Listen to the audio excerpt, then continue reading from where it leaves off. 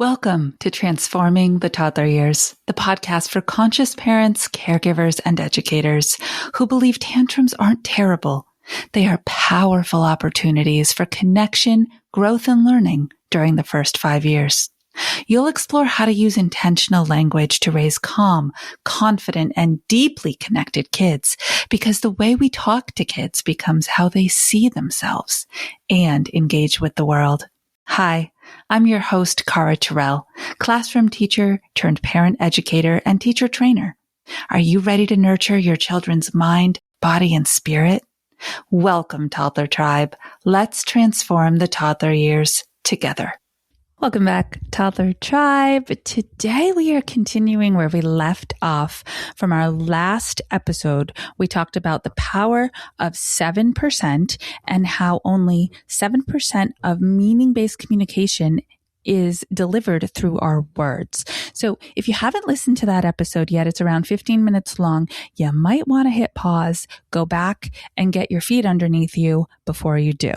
If you happen to be listening to this sometime after May 1st, 2026, then go right ahead and order your book. It's called Talk to Them Early and Often, and you can catch up that way by actually reading the first few chapters of the book.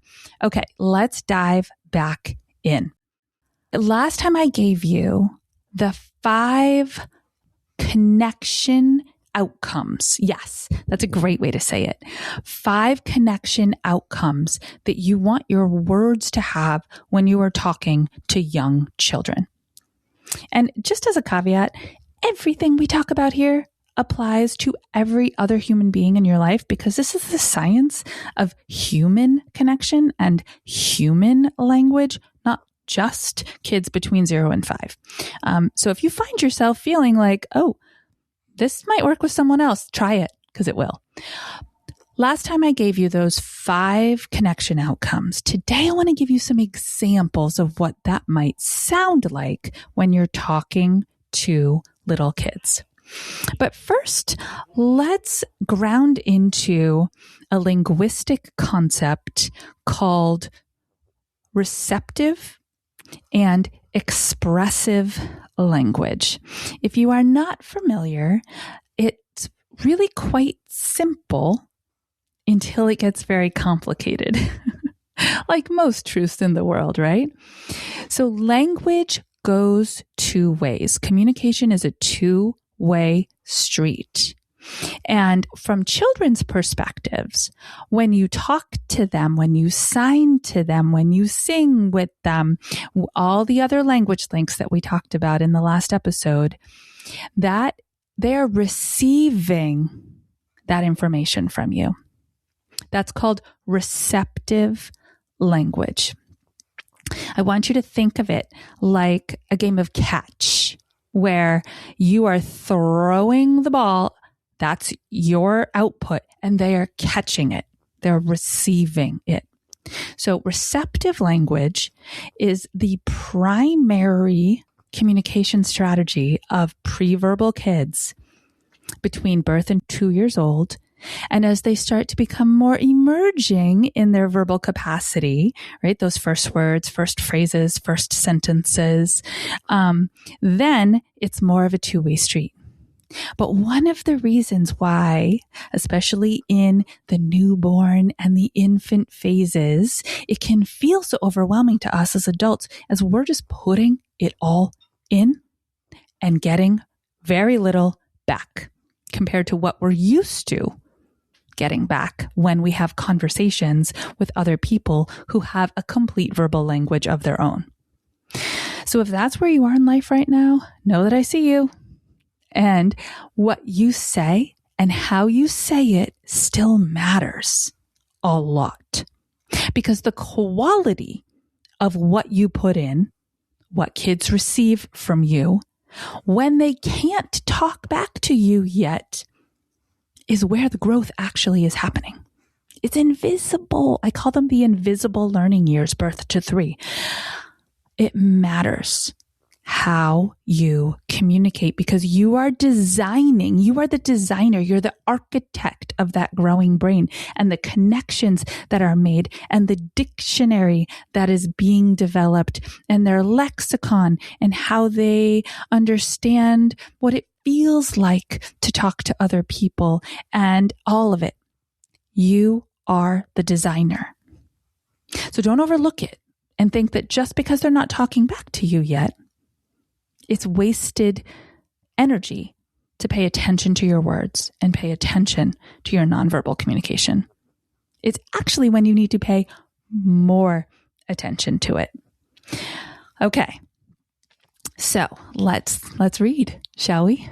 5 ways healthy receptive language builds a child's brain. Communication is like a game of throw and catch. Expressive language is when children throw vocal orations, words, signs, gestures, crying to you to show what they are thinking or feeling. Receptive language is when infants and toddlers catch your reactive or responsive words and their implied meaning. Pre-verbal infants and toddlers with limited language work hard to communicate, express their needs, wants, and desires. Conversely, you speak over 20,000 words, phrases, and sentences in their presence every day. Whoa. Here are 5 ways that well-chosen words grow young brains, hearts, and bodies. First of all, before I continue, can we just talk about the fact about how much you talk? This is research-based. Over 20,000 words, phrases, and sentences in their presence every day. And this depends on a number of social factors. Male versus female, spoiler alert, females speak way more words than men do every day. They're more efficient with their language. It's so fascinating, isn't it? Anyway, that is not the focus of this book. But how much you speak, the quantity of words that are coming out of you does not directly correlate to the quality of those words. That's very important to understand. Just because we talk more doesn't mean we say more. Woo! What? Yeah.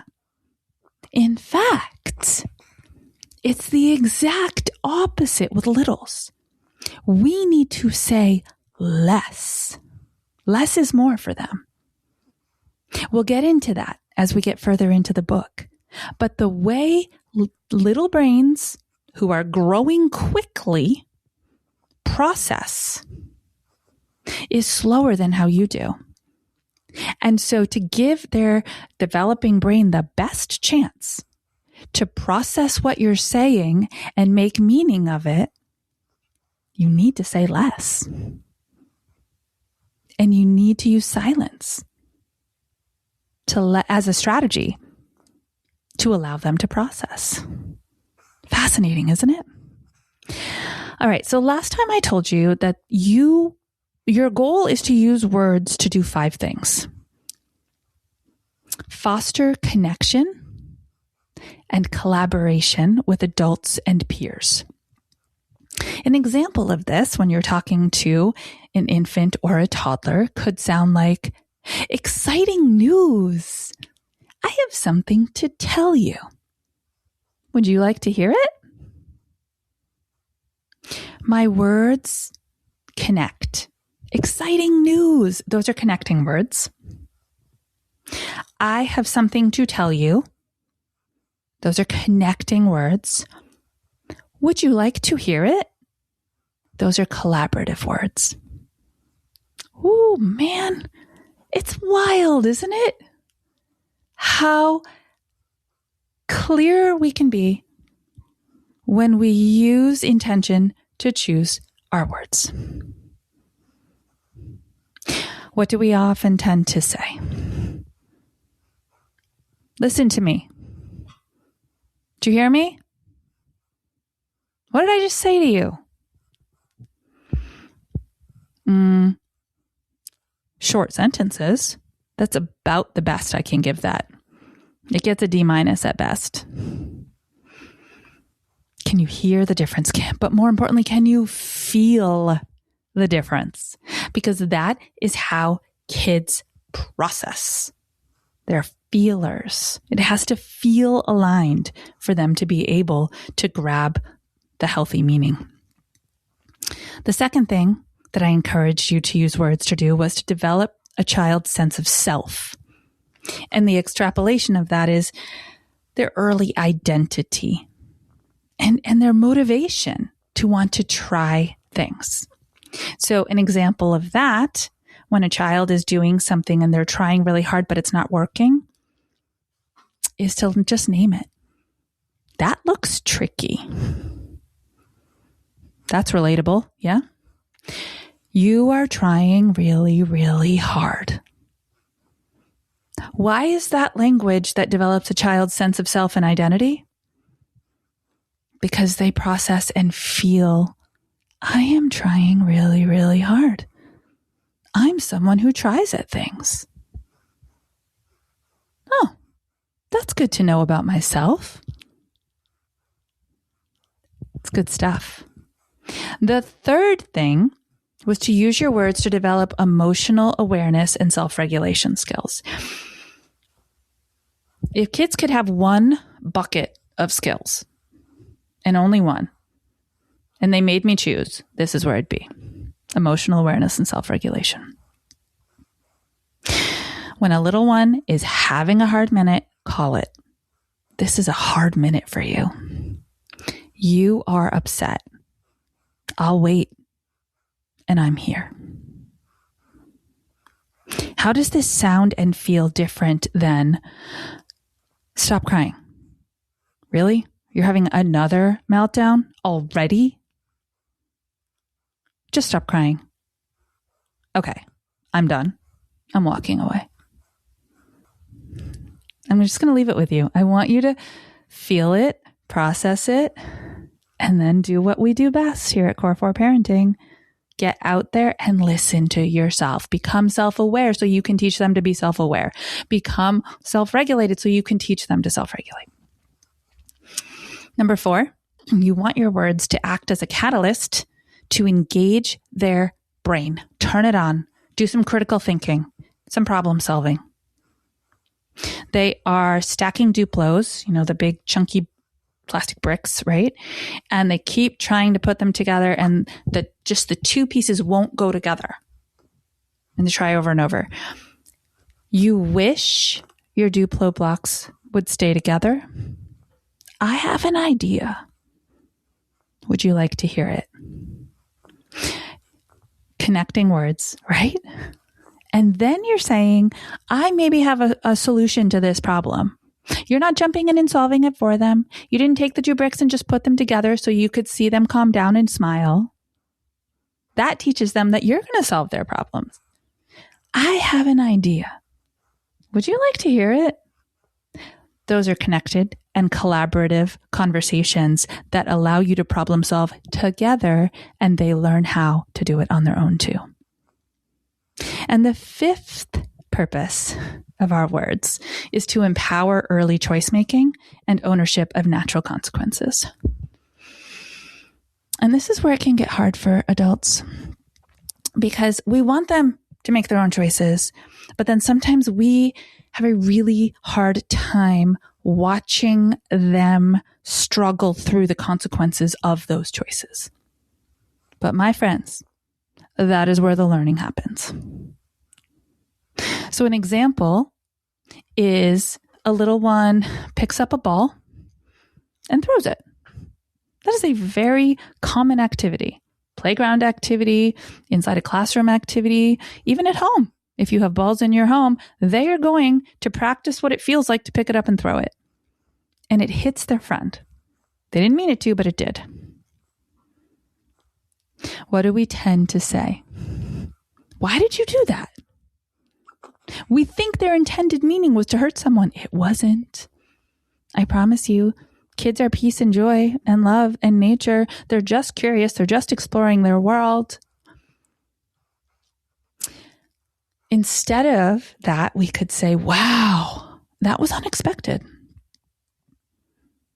You chose to throw the ball and it ended up hitting your friend. Oops. Then go ahead and deal with the emotional outcome. They're going to feel bad. The friend is feeling kind of sad.